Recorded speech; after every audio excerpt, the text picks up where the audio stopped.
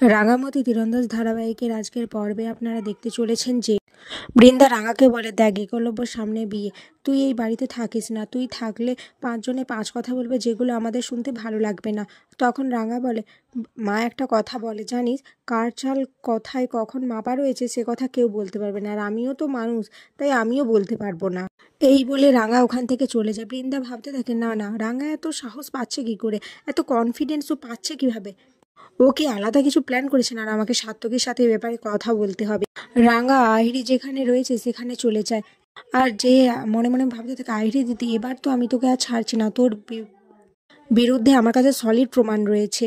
এরপর এদিকে আহিরি আর সেই ছেলেটা তো নিজেদের মধ্যে হিরে নেওয়া দেওয়া করে নেয়। তারপরে সেই ছেলেটার পিছনেই রাঙা রাঙা সেই ছেলেটাকে ফলো করতে করতে রাজেন্দ্রবাবুর কাছে পৌঁছে যায়। সেখানে যেয়ে সেই ছেলেটা রাজেন্দ্রবাবুর পায়ে তীর দিয়ে আঘাত করে আর বলে, তোরা অনেক কারবার করেছিস, এবার তোদের কুকীর্তি ফাঁস করার সময় এসে গেছে। রাজেন্দ্র তো কিছুতেই বলতে চায় না। তখন পুলিশ অফিসাররা বলে, আপনি যদি এখন না বলেন তাহলে আমরা কিন্তু আলাদা ট্রিটমেন্ট দিতে পারি, আর তখন কিন্তু আপনাকে মুখ খুলতেই হবে। এরপর রাজেন্দ্র সমস্ত কিছু বলে দেয়, রাঙা সেইগুলো সব ভিডিও করতে থাকে। রাজেন্দ্রবাবু তো আহিরির ব্যাপারেও সমস্ত ঘটনাটা বলে দেয়। সব শুনে অফিসাররা বলে, আহিরি তার মানে একজন দাগি আসামি, ওকে এভাবে কিছুতেই বাইরে রাখা যাবে না, ওকে জেলে ভর্তি হবে। এদিকে বৃন্দা প্রমিতাকে বলে, আচ্ছা আমার রাঙাকে কোথাও দেখছি না, ও কোথাও কি বেরিয়েছে?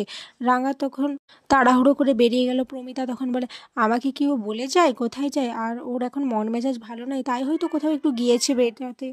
এসব নিয়ে সাত্তকী প্রমিতা আর বৃন্দার মধ্যে যখন কথা হচ্ছিল, ঠিক তখনই রাঙা ফোন করে। রাঙার ফোন করে দেখে প্রমিতা বলে, এই রাঙা, তুই এখনও কেন বাড়ির বাইরে বলতো, তাড়াতাড়ি ফিরে আয়। রাঙা তখন বলে, তোর সামনে অনেকে বসে আছে তাই না রে মা? আচ্ছা শোন, আমি যেটা বলার জন্য ফোন করেছি, আমি আহিরি দিদির বিরুদ্ধে সমস্ত প্রমাণ পেয়ে গেছি। প্রমিতা বলে, তুই যেন তোর কাছে সফল হোস রাঙা, আমি তোকে এই আশীর্বাদই করি। আর এখানেই আজকের পর্ব শেষ হয়ে যায়।